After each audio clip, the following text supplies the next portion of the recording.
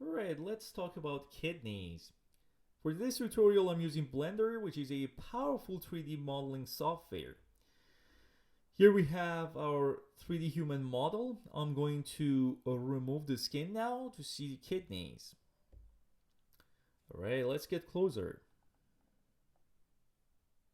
Okay, a little about the anatomy of the kidney. The kidneys are a pair of bean-shaped organs, as you can see, in size of the fist, approximately, located in the abdominal cavity on either side of the spine, right in each flank.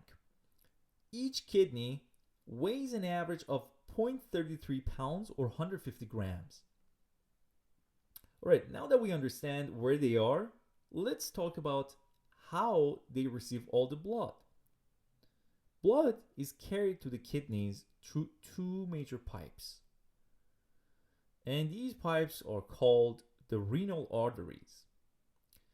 They're a branch of this major vascular trunk in the center called the aorta.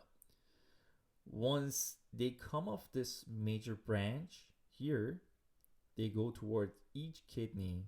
Once they get there, they start dividing into multiple branches.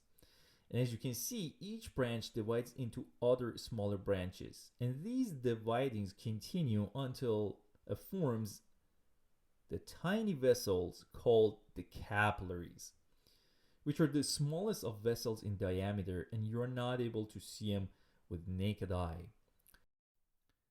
In the next tutorial, I'll show you the components of a kidney in more details. And I will do this by constructing a 3D model. So we'll see you in the next tutorial, and thanks for watching.